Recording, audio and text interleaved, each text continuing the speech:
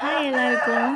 வெளியில 2 நாளா அப்பப்போ சின்ன தூறல், மழை. சென்னையில இருக்கிறவங்க எல்லாருக்குமே இது தெரியும். மழை பெய்யுற அந்த ஜில்லுன்னு இருக்கிற சண்டே மார்னிங்கில நல்லா சுட சுட ஒரு பெட் காஃபி ஹஸ்பண்ட் கையிலேருந்து கிடைச்சா, அதுதான் பெர்ஃபெக்ட் சண்டே.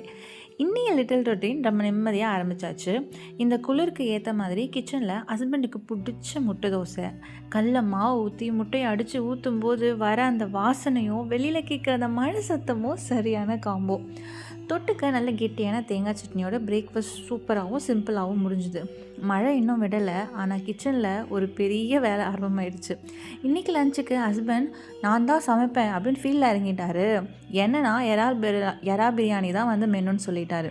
பாஸ்மதி அரிசியை நல்லா ஊற வச்சு அவரோட ஸ்பெஷல் மசாலாவோட இந்த எறாலை வதக்கும் போது வீடே மணக்குது.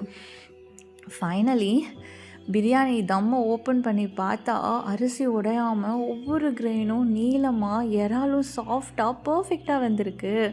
வெளியே ஜில்லுன்னு மழை, உள்ள சுட சுட எறா பிரியாணி. இப்படித்தான் நம்ம சண்டே கொண்டாட்டம் போயிட்டுருக்கு. உங்கள் ஊரில் மழை எப்படி இருக்குது, இன்றைக்கி ஸ்பெஷல் என்ன அப்படின்றத கமெண்ட்டில் சொல்லுங்கள். இன்னொன்று, இந்த சேனல் வந்து இப்போ புதுசாக க்ரியேட் பண்ணியிருக்கேன். ஸோ எல்லோரும் சப்ஸ்கிரைப் பண்ணிவிட்டு எனக்கு கொஞ்சம் மோட்டிவேட் பண்ணிங்கன்னா நல்லாயிருக்கும். ஸோ இதில் ரொட்டீனாக டெய்லி விலாக் என்ன, குழந்தைக்கு நான் என்ன பண்ணுறேன், வீட்டில் என்ன நடக்குதுன்றதை நான் உங்கள் கூட ஷேர் பண்ணுறேன். ஓகே, கொஞ்சம் அன்பு.